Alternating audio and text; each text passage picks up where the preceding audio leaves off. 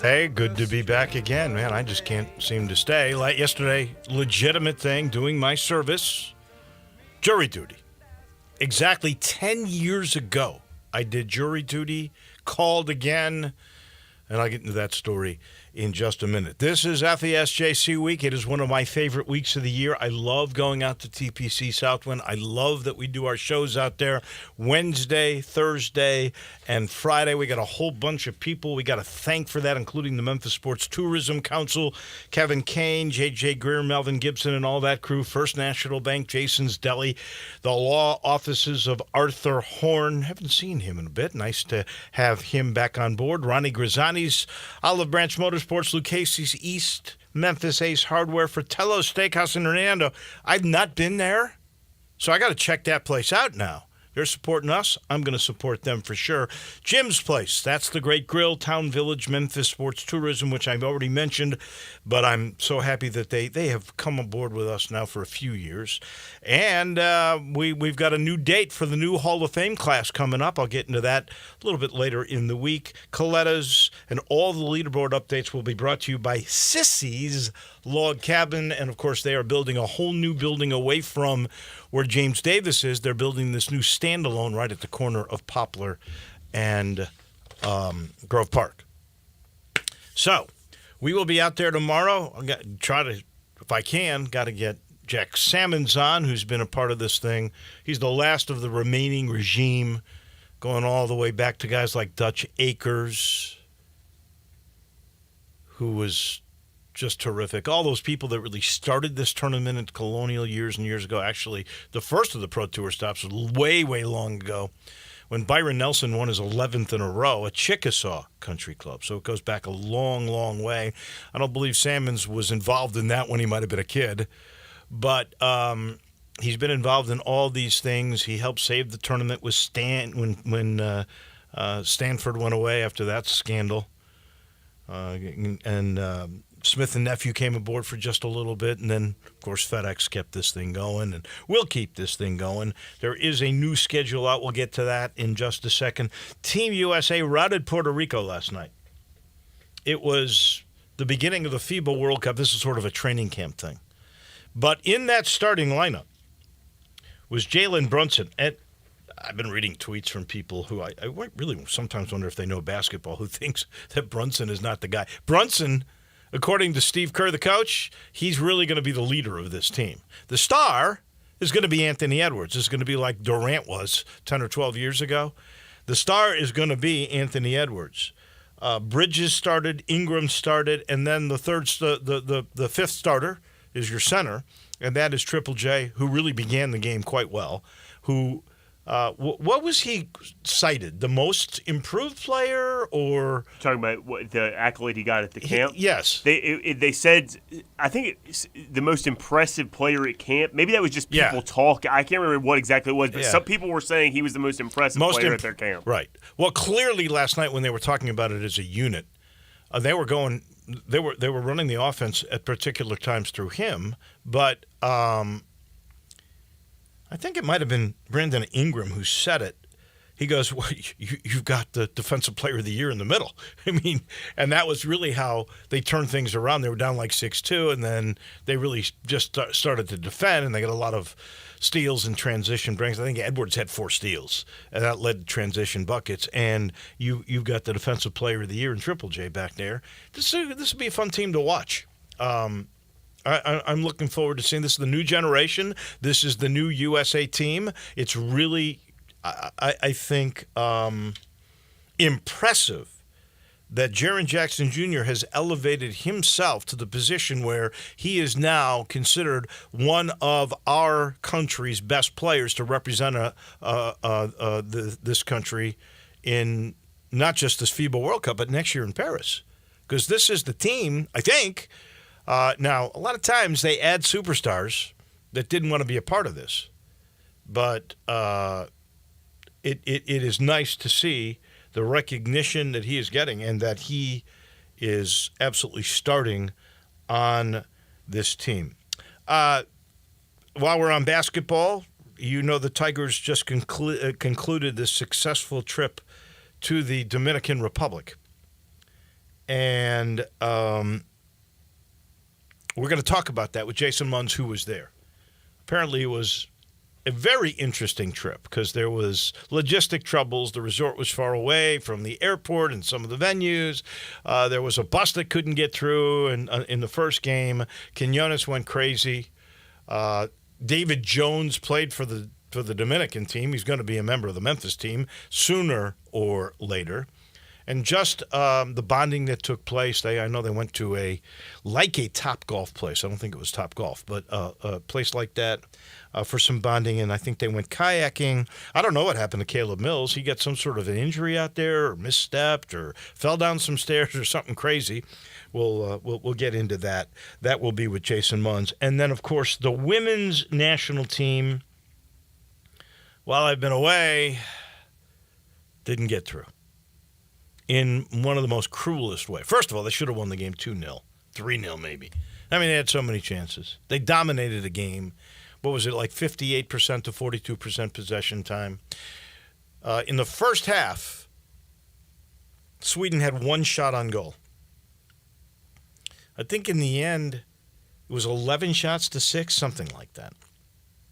Total domination. And then two of your longtime stars, Megan Rapinoe, Katie O'Hara, both missed PKs.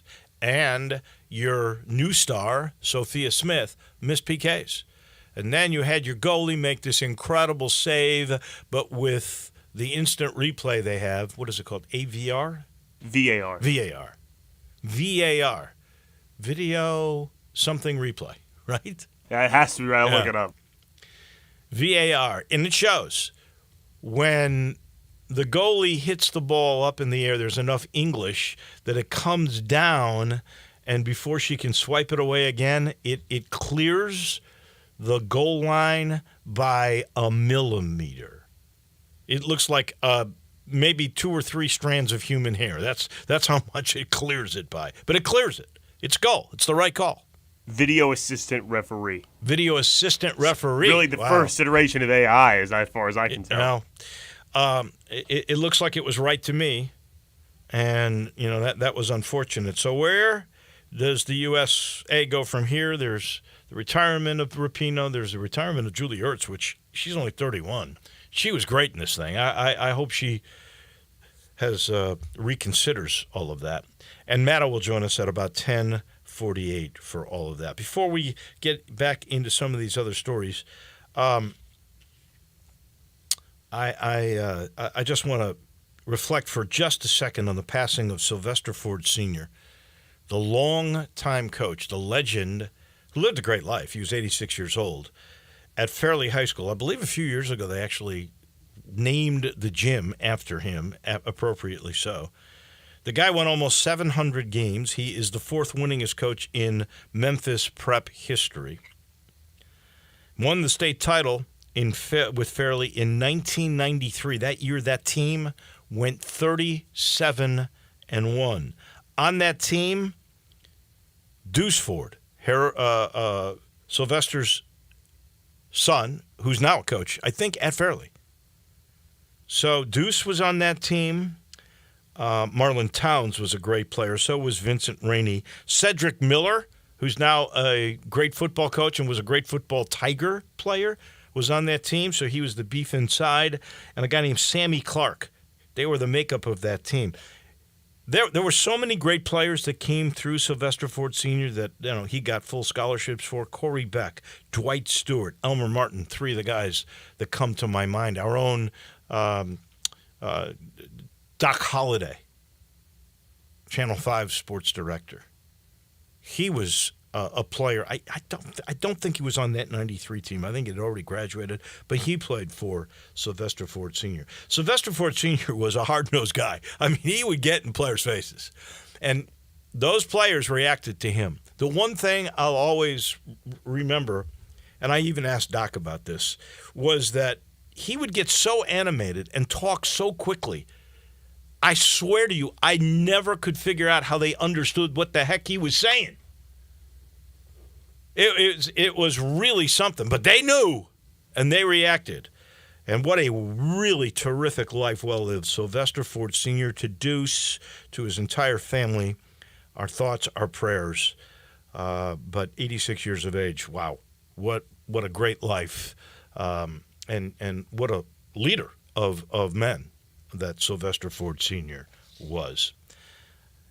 Yesterday I mentioned this jury duty. So, when it's, I guess, the county, Shelby County, we have enough people here that you have to serve every 10 years. It's amazing that I got my note literally 10 years to the time that I had done it the last time.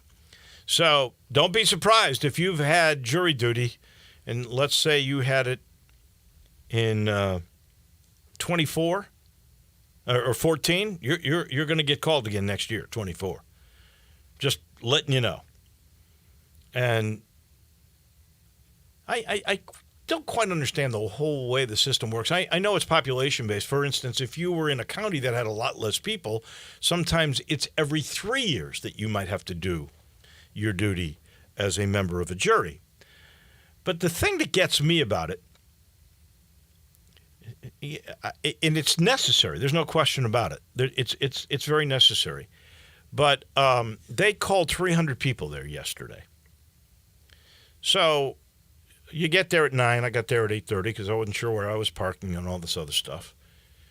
And you walk in and you wait.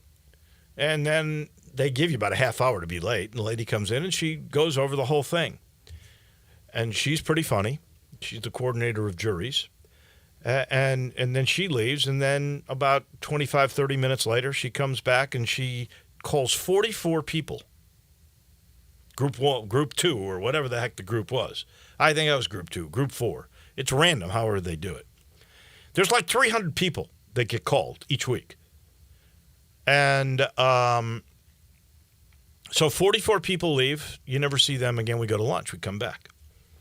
Now, I had gotten called in the afternoon the last time I had done this and served on a jury. So I will tell you, out of those 300 people, there is a percentage that really want to do it. Like the first time I was called, I really wanted to be on a jury. I'm going to tell you, that's 20%, 25%, 30%, maybe something like that. The rest of the people, they're there because they have to be. Yesterday, I was there because I had to be, because this was not a good week for me. This is FESJC week. And I even asked, because I'm going to be on the PA on 18 on Saturday and Sunday. I'm thinking to myself, ooh, if I get called in the trial, do they actually have trials on Saturday and Sunday? Do they open up the courts? Never on Sunday. Rarely on Saturday was the answer. That's rare. I go to lunch. I come back, and I wait. And I wait. I'm thinking, we had to be back at 1:15. Now it's 2:15, 2:20. I'm thinking, my goodness, they're not going to start a trial this late, right? Lady comes back in, 2:40. And she says, I know, you've all been waiting on me. I said, yeah, we absolutely have been waiting on you. She said, well, I've been waiting on the court. And she said, well, here's the news.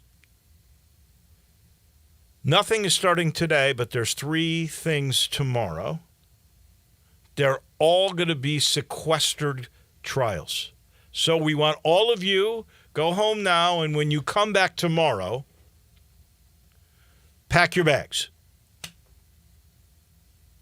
There is silence. I might have audibly groaned involuntarily. And then she goes, just kidding. I could not believe it. She goes, you're all dismissed for the next 10 years. And I mean, the place erupted with joy. But here's what I don't get. Like, those 44 people that were called, man, there's people shaking their head. I don't understand why they don't say in the very beginning when you arrive, not that you get off if you say no, but just ask, do you really want to be a juror? And if the answer is yes, Mark it down. Put that person in the pool. Because there's going to be enough probably to carry it. 44 people got called. They're only using what? It's 12 people with 2 or 3 alternates. That's it. All those other people got dismissed. And then we got dismissed because she said those other 3 cases, actually, when they know there is a jury pool on hand and it can be taken to court, they end up settling. So that's what she said happened yesterday, and now they're good for the week. We're dismissed. And since we're dismissed for the week, that means we're good for 10 years. But it would seem to me to be really easy to just get the pool of people that really want to do it. Still only going to be once every 10 years. Like I said, the first time I really wanted to do it. This time, I did not. And it just worked out that way. I'm sure there are reasons why they don't do that. But that would seem to me, you would get the best jurors, right? Because they want to do it. They want to be a part of the process. Just some food for thought on all of that. They did release yesterday, we'll be talking about this as the week goes on, the new slate for the PGA Tour for next year. Not many changes. Get to that in a second. I'll let everybody know. I'm sitting in the Family Leisure studios, and they had Family Leisure, and I talked to them a couple days ago. They're moving the inventory out. All the do-it-yourself pools, they're $1,000 off. $1,000 off if you can set it up yourself. In the special 24-foot round pools, they're less than $2,000. I mean, what a savings if you put it up. Select play gyms, only $18.99. There's spas in stock, up to $1,200 off on that, and 24 months, same as cash financing, now available, and I think this thing is all the way through the end of August. Please take advantage. Get to I-40 and Whidden Road. Check in on that summer clearance sale at Family Leisure, and our title sponsor, that's Homer Skelton Hyundai in Olive Branch, where you will find a full lot. I drove by it the other day coming back from Atlanta, and I was overwhelmed. I'm not sure there were many spaces in that lot. Remember COVID? There was nothing on the lot. Now, jam-packed, not just with those great Hyundais or the Genesis cars, where if you finance with Genesis on the G70, you get a $1,000 rebate, but plenty of pre-owned cars that could be yours at very reasonable prices. The prices on the pre-owns have come down since the days of COVID. Go check it out. It's very easy to get to. You just get on Lamar. That's Highway 78, the first exit in Mississippi, 12 minutes away, and they've done a lot of work there. It's much faster now. You turn left at Craft Road, go see Chris True and all the gang, and you'll love the experience at Homer Skelton Hyundai. So the new PGA Tour, pretty much the same as last year, except in 24, there's the Olympics. So Memphis, the playoffs, all 3 playoffs, and the Wyndham are affected. They'll be moved back a week because the Olympics take place right after what's the one right before the Wyndham this year? Genesis? Is that what it is? Yeah, that's right. It's just a sort of a secondary one anyway. That's not affected. Everything 3M Open this 3M, year is what thank it was. you, 3M, yeah. So basically, not counting the fall series, which is now really a place to gain your card because only the top 70 really literally have saved their cards from this year. So everybody in Memphis, they're pretty well set. Anybody makes the playoffs, they're pretty well set for next year. The next 55 are going to be determined by that fall. So if you could even be in 70 and be kind of in trouble. If you're like 60 to 70, I think you might have to partake in 1 or 2 of the fall events. But the 36 events include the 4 majors, the players, and now they're going, what do they have this year, 12 designated events? Yeah, that's right. It's down or more, right? 12, maybe 13. But they're going down to just 8 of those. And they're no longer called designated events. Did you know that? They have a new name. What's that? Signature. Oh, well, it's even better, isn't it? Signature events. But you think about it, you got the 8 plus the 3 playoffs, that's 11, plus the 4 majors, that's 15 that have big price tags, where you're going to make $3 to $4 million for winning the tournament, that the prize money will be around 20. So Interesting. That is all set up. And then the last thing, and I know Jason Munz wrote a tweet or something about this, but have you seen the story? We'll talk about it with Tim Doolin tomorrow. Kevin Brown, who has done a lot of Memphis Tiger basketball games. Did you see that he got suspended by the Baltimore Orioles all because he talked about their inability to win in Tampa? When I watched that video, I expected to see like some racial slur. Oh, I thought a snide remark. I even looked up one of the things he said. That has to have like some different connotation or something like that. Sure enough, it does, and it was literally just because he criticized the team. It's the most ridiculous thing I've ever seen. It makes the Baltimore Orioles look like the most petty, small-minded, vindictive, stupid major league team ever. Because if you listen to it, it's almost like a positive, how they're turning things around.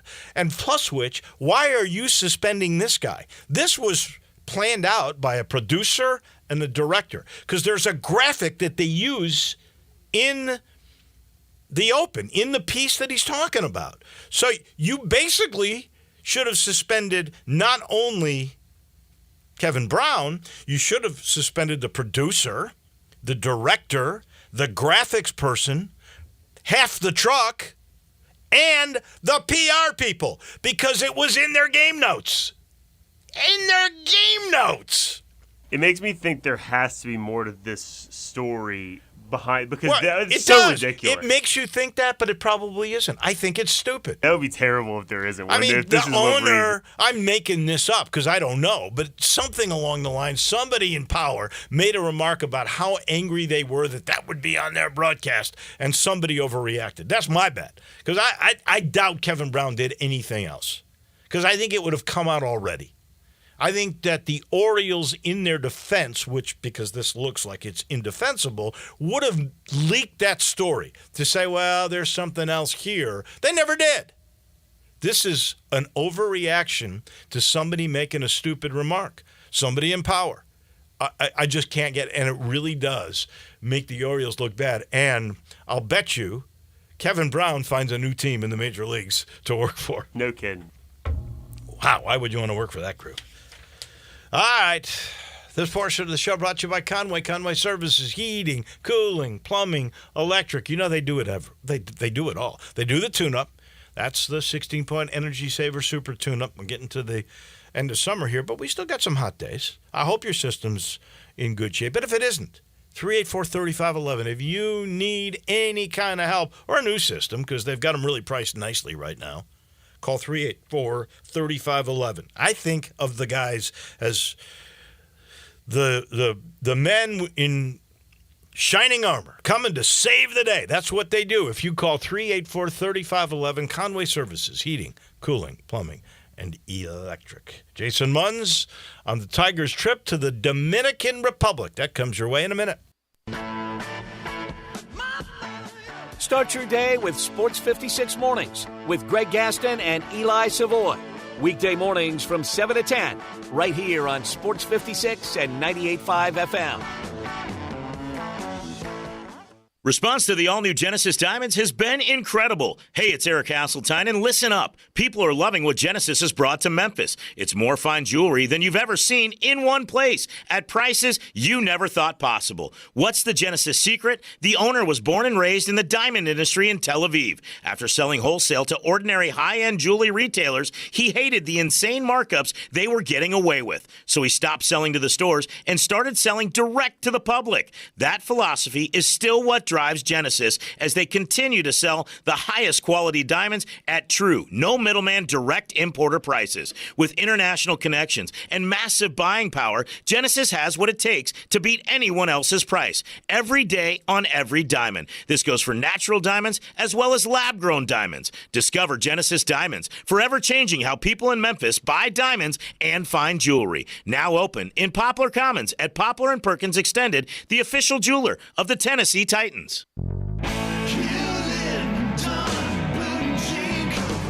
Hewlett & Dunn Boot and Clothing Company, we have it all. From handmade Amish leather belts, fine and casual clothing, boots, casual boots, work boots, fancy boots, and even safety-toed boots. Lots of cowboy hats to choose from, even Nebo lights, Orco hard coolers, good-looking duck head dress shirts, duck head caps, shorts, and pants. Tons of jeans from Ariat, Wrangler, Devil Dog, and Kimes Ranch jeans. At Hewlett & Dunn, we have a great selection of Old South t-shirts and caps, fine clothing from dress to casual to Sunday best. Enjoy choosing from UFO's orthopedic-approved shoes. Hewlett & Dunn Boot and Clothing Company. Boots of every size, every color, every skin. Great quality Western, work, and safety toe boots. Hewlett & Dunn Boots and Clothing Company. 111 North Center Street, Collierville. Hewlett & Dunn. Hewlett & Dunn, serving you and your family since 1961. Now back to Wolo and Friends on Sports 56 and 98.5 FM, presented by Homer Skelton Hyundai. Here once again is the voice of the Tigers, Dave Woloshin.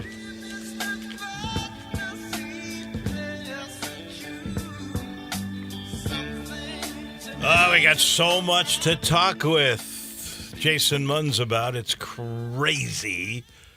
He's brought to you by the Eflin Insurance Team, and this is all about the Tigers, too. Matt Eflin's a big Tiger supporter. 901-386-GUR for 4777, because he's a big Tiger guy, that's the truth. But he's really all about being a team and collaborating and protecting you with all kinds of insurance.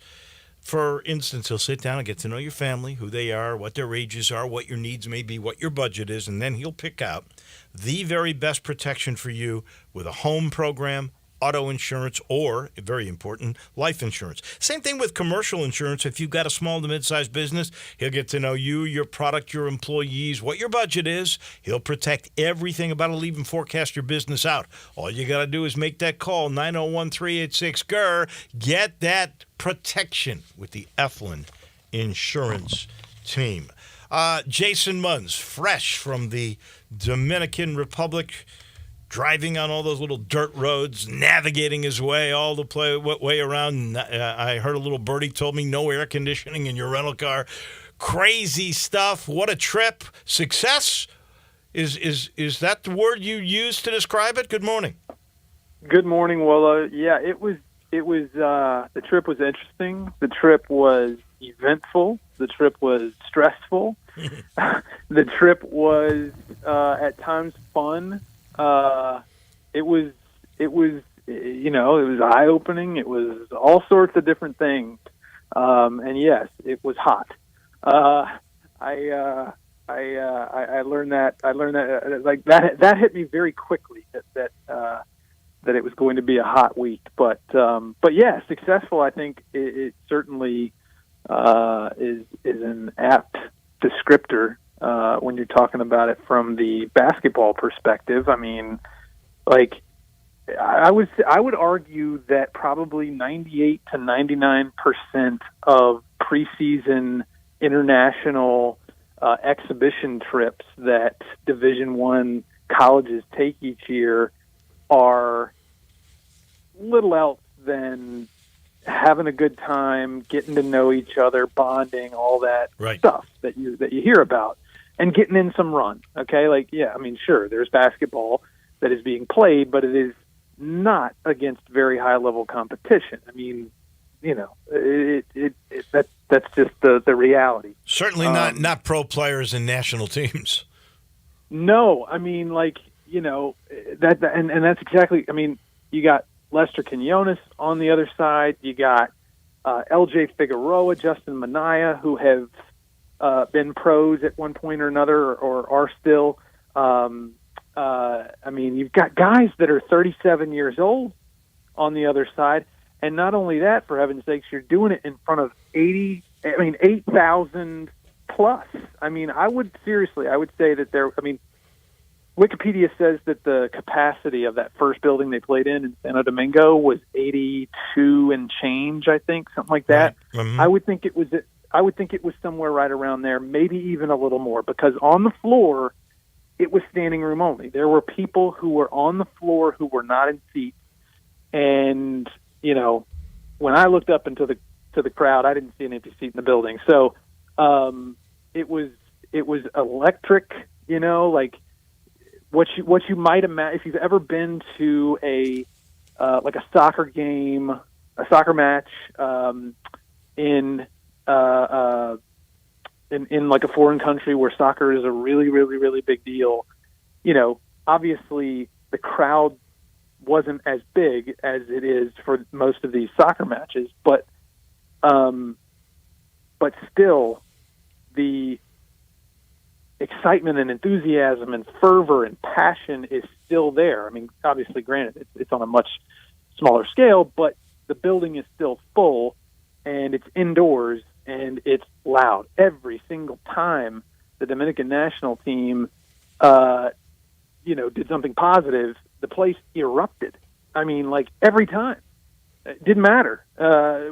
Whatever the situation was, every basket got, I mean, so it was a hostile environment. And, like, to get that kind of experience together, this largely new team, to get that kind of experience against, high level competition. And it's not just that they're super talented. Like, Lester Quinones is obviously very talented, and a lot of those other guys are too. But they're smart. They've been doing this a very long time. They're physical. They're big. They're grown men here, and they know a lot of the tricks of the trade that you don't know when you're in college. Right. So I'll tell you, the other thing that got me was Quinones. I've met his parents several times. He's a big New York kid. Mm-hmm. I had no idea he was connected to the Dominican Republic. So I talked to somebody who knows who has talked to other people about that very thing. You know, like probably 20 years ago, 25 years ago, 30 years ago, and beyond. You know, if you weren't born in a place, if you weren't born somewhere, it was tough. Like, for instance, with what Lester's doing, like going back and playing for a team, for a country that he himself was not actually born in, wasn't raised there, all that stuff. 25, 30 years ago, it would have been tough for a Lester Quinones to be embraced right by the home team, by the home country. But with the internet, with social media, and the fact that Lester plays for the Golden State Warriors and is teammates with Steph Curry and, all that stuff, like, he is embraced. I mean, I don't think he got the loudest ovation during pregame intros, but it was right there with whoever was the loudest.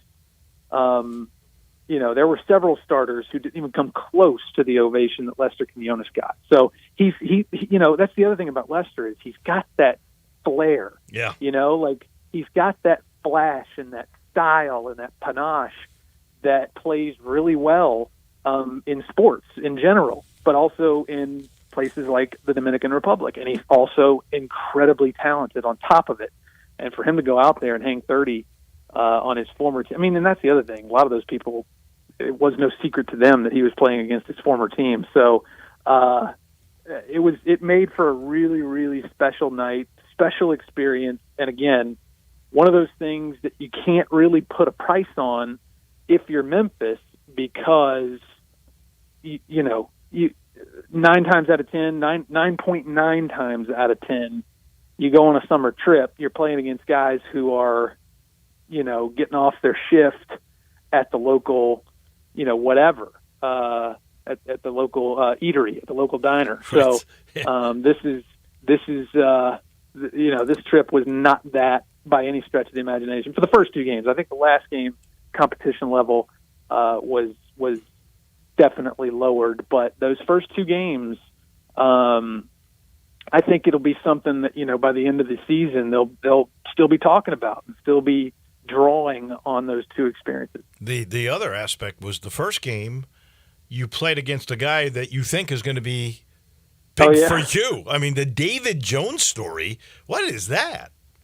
Yeah, he's from there. I mean, like he's born and raised in Santo Domingo, the capital city. I think it's like 4 million people. I mean, I'm just telling you, like, driving in the heart of that city, driving in the Dominican Republic in general is not for the faint of heart. Like driving safely, what one would consider to be, practices, safe driving in the United States would probably get you in an accident in the Dominican Republic.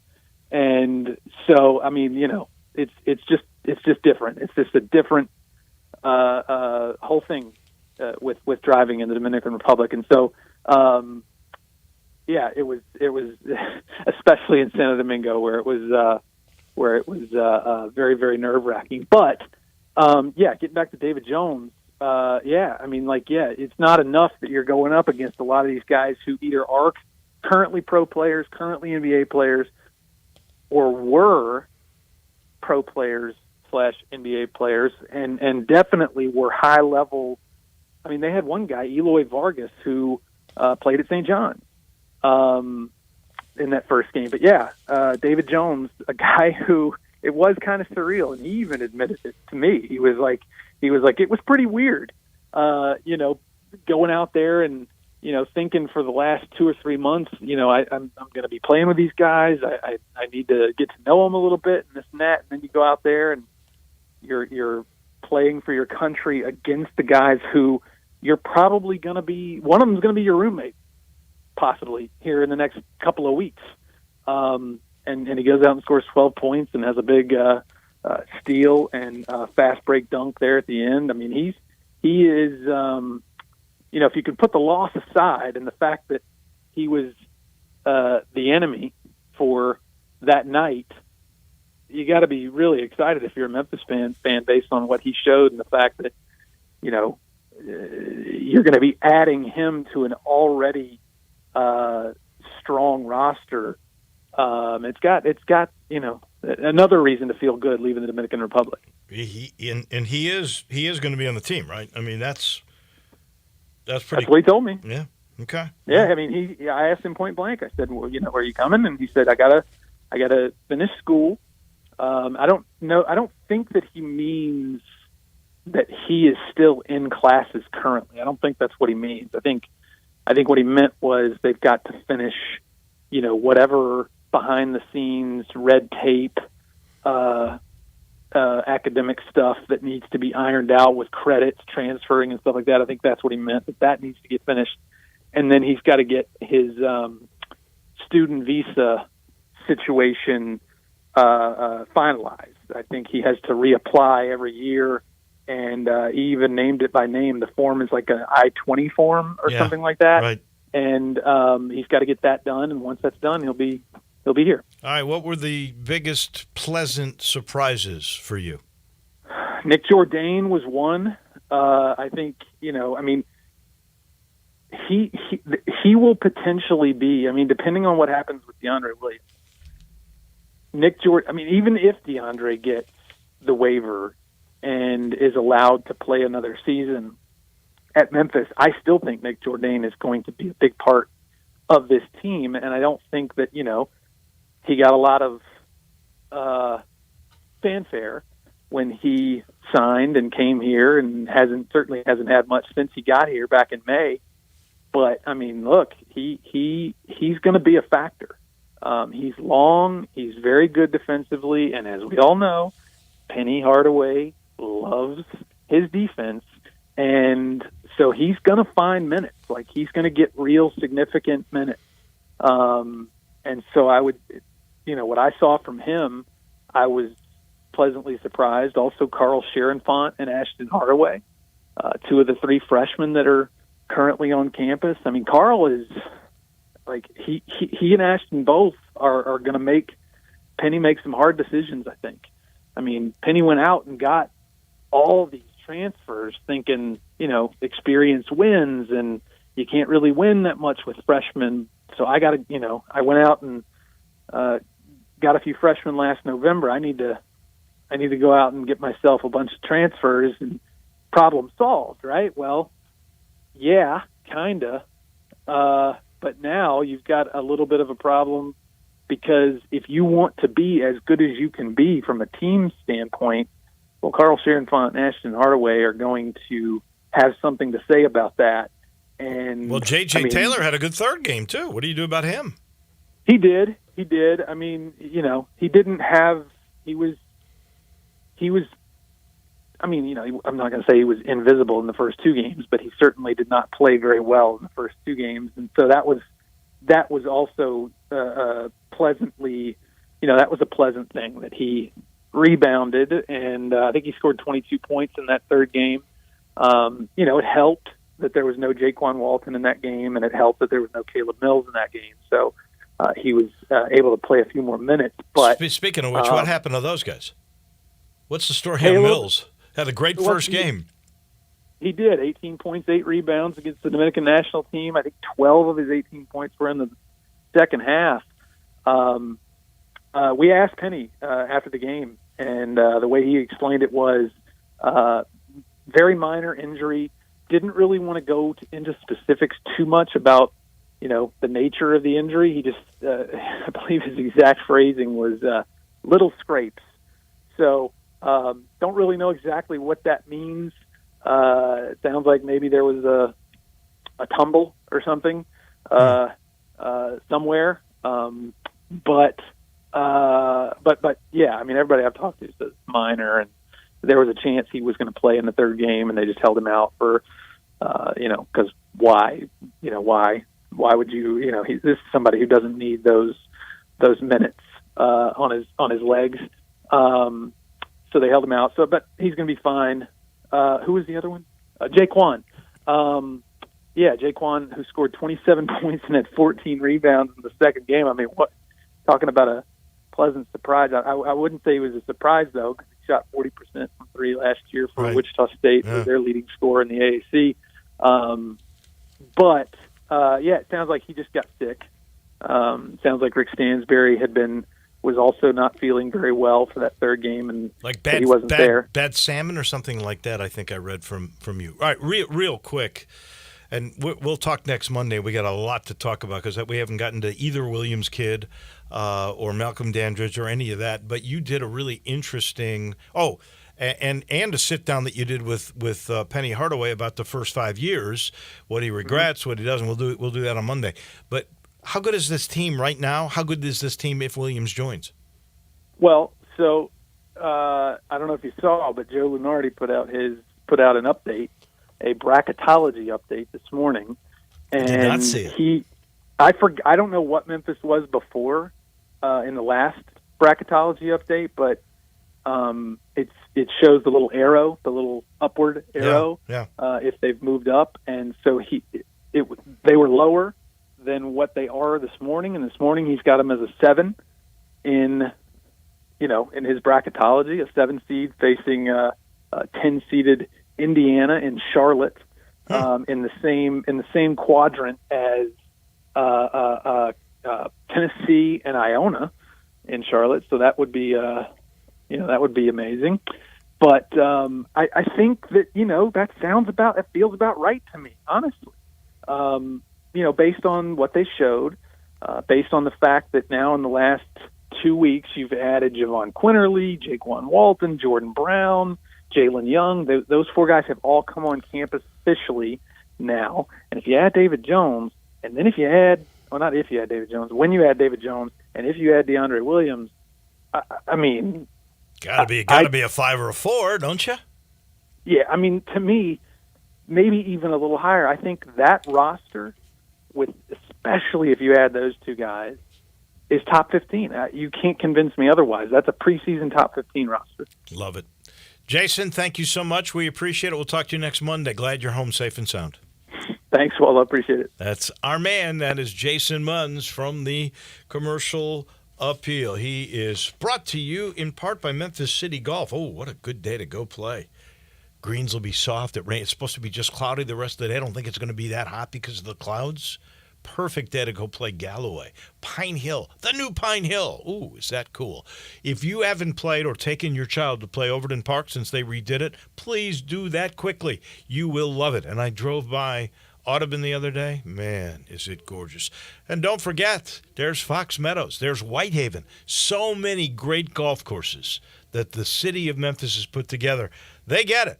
Golf is an amenity. There's plenty of amenity when it comes to the city of Memphis and public golf. Matt O'Sullivan puts to bed this Women's World Cup, at least for the United States anyway, in just a minute. We are real sports talk. Sports 56 WHBQ. Available on your radio dial at 560 AM and 98.5 FM, as well as around the world online at sports56whbq.com. Take us with you everywhere by downloading the Sports 56 app. And at home, just say, Alexa, play Sports 56. Wherever you are, stay tuned in to Real Sports Talk. Sports 56 and 98.5 FM.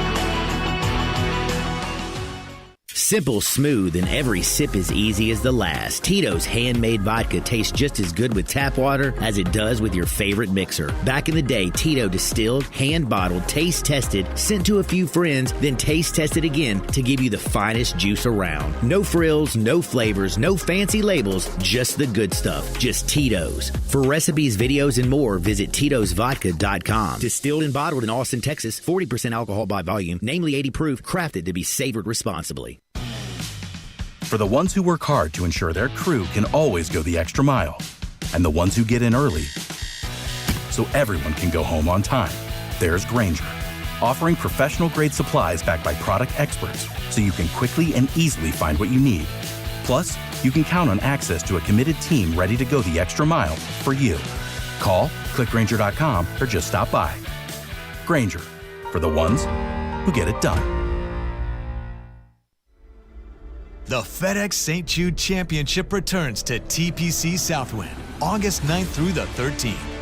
Don't miss your chance to witness the top 70 players from the PGA Tour season battle it out in the first event of the FedEx Cup playoffs. Only 50 players will make it through Memphis. Don't miss your chance to watch the drama unfold. Daily grounds and upgraded ticket options are on sale now at FedExChampionship.com. Nestled in the heart of East Memphis, located corner of Park and Cherry, is a beautiful residential neighborhood. I'm here at Town Village Audubon Park interviewing a new resident, Carolyn. Share with us why you chose Town Village. Well, if your parents or special friends need to make that big move, let me share with you my experience. It was tough for me to leave home, but then I discovered Town Village. I would like to highly recommend Town Village to you and your loved ones. After looking at all the amenities and meeting all the people and staff, I was hooked. From restaurant, bistro, 3 meals per day, housekeeping, transportation, security, health care, physical therapy, exercise room, and even a heated pool and spa. Come see us and make your new home at Town Village. Visit us and call Daniel at Town Village Audubon Park at 901-374-7342. There's no place like home, Town Village.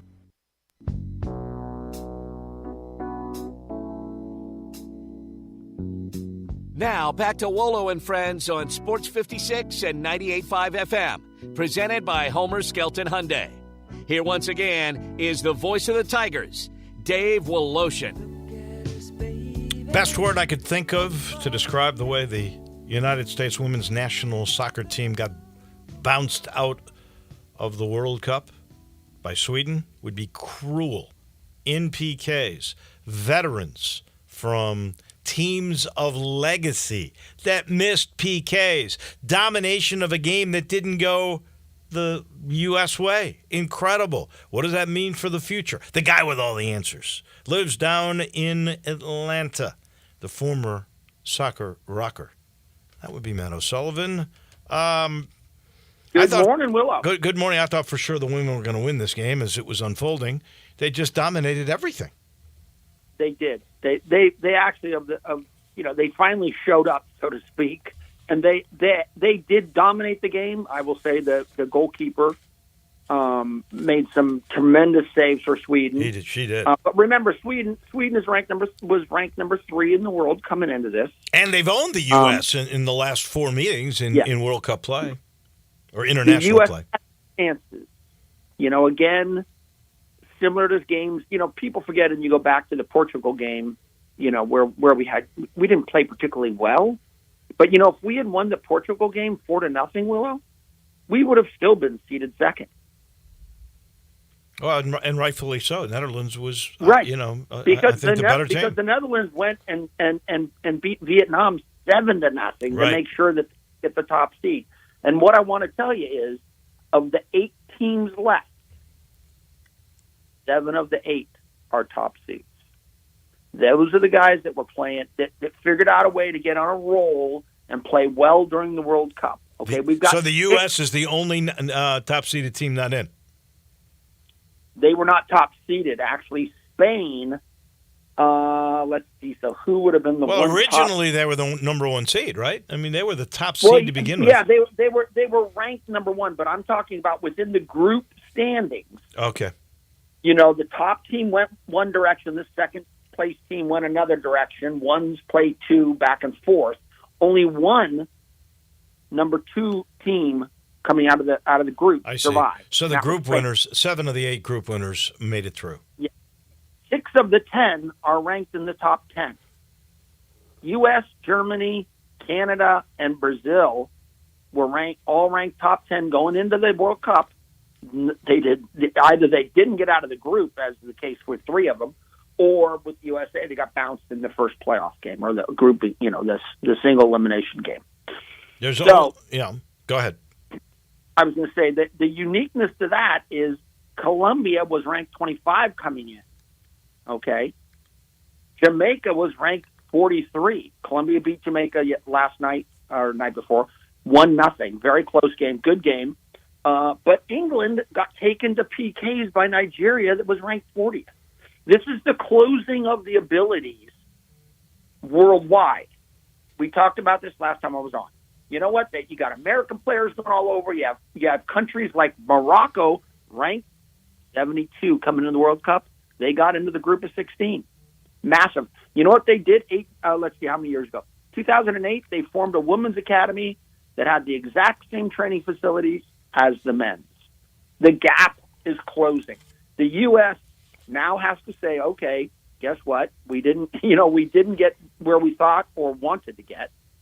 It's time to we're going to get a new coach. I don't think there's any doubt about that. We're going to go ahead and cycle through some of the older players. Some of them have already stood up. Rapone, of course, had to make it all about her, so she had to announce before the World Cup. Right. Ertz, after the game, said she's unlikely to go forward and play more. I hope they talk her out of that. She played great. She did, but you know what? She wants to have a life because they can still play club soccer, with their clubs, which takes up a majority of the year. But when they have, you get breaks from club soccer for international, and you could have 2 weeks off, or you could have 2 weeks where you just keep going. And a lot of these young ladies have become mothers, and you know what? They've been playing for a long time. Ernst has, Morgan has, but I mean, the thing is, and Morgan said she doesn't think she's done. She didn't say with what, but I think it's time for the national team has to now move forward. The next big thing in a year is the Olympics, right, in Paris. Mm-hmm. So what they need to do is make their moves, and then with a new coach. Oh, so that's where I was going. Is Vlatko Andonovski going to be their coach? I don't believe so. Do you think he did a bad job this World Cup? He made some tactical errors with formations, and he made some substitution where he did not substitute and bring on fresh legs. And that's on him. But I'm going to tell you, in the back of my mind, I kind of go like, the Federation controls things, the mothership, so to speak, his employer. I just have this feeling that they said, you know what, Morgan needs to play, and you need to bring Rapone on as much as you can. And you know what? He's a good employee, and he just goes, okay, boss, if that's what you want. And he brought in Katie O'Hara for PKs, basically. Which is, I want you to know, you just sat on the bench for 90 minutes, plus another 30. and the coach looks over and goes like, okay, you're going in. And you're going to take a PK. I mean, O'Hara basically took a side foot PK, which is not typical. She just tried to place it kind of in the corner. I feel sorry for her because, she hadn't really even touched the ball. Last thing, just personnel. In Paris, no Ertz, no Rapinoe, no O'Hara, I don't think. No. Possibly Alex Morgan. No. Is there enough talent? Look, they have Smith and they have Rodman and Fox is young and I'm missing some really good people. That's Sitton who came in for Rose Lavelle. Lavelle's back. Yep. All these people are back. This team could still be the best team and win the Olympic gold, couldn't they? Absolutely. And we have 3 or 4 young ladies that unfortunately had injuries leading into the World Cup that potentially all would have been starters. And they're not older. They're in their mid-20s. early 20s. So what we need to do is rebuild. And you're doing the Olympics will be, yes, you want to win it. Yes, I want to get intentionally get international experience from my younger kids and bring them along so that when the World Cup shows up in 4 years, I got games, I got experience in international competition. So now my young kids all of a sudden have played not 2 caps, but maybe they played 20 caps or maybe 25 caps. Right. Now I've got some seasoned players, and guess what? I mean, it's just the cycle of life, isn't it? I didn't mention Haran, who I love too. So I think there's a lot of future there. Matto, thank you much. I know we'll be talking again soon about the men and qualifying, and of course the Olympics too. So thank you. We appreciate it. All right, y'all be good. That is our man on soccer. That is Matt O'Sullivan. He is brought to you by the good folks at Ken Garland. You know Ken. He's got a firm, second generation of building beautiful homes throughout all of the Memphis area. Go look, kengarland.com. You'll see over 65 years now. He, his dad before him, they built palaces, or they renovated them. They took older homes because you love your lot. You don't want to move. And they made them modern palaces with all of the new innovative things. Renovation with innovation, I call it. You want the California closets. You want the island in the kitchen. You want the granite cabinet tops. You want it all. You want the media room. He can do that in your old home. He knows it all. Go call him. 751-1632. Talk with him. He loves chatting. He sees little details, big picture, and he knows what a commitment you're making, so he makes sure he works closely with you, and then you get what you should want and expect. Quality construction, on time, on budget. That's Ken Garland, Custom Home Builders. We'll talk tomorrow from Southwind. Johnny Radio's next. Have a great day, everyone. Homer Skelton Hyundai,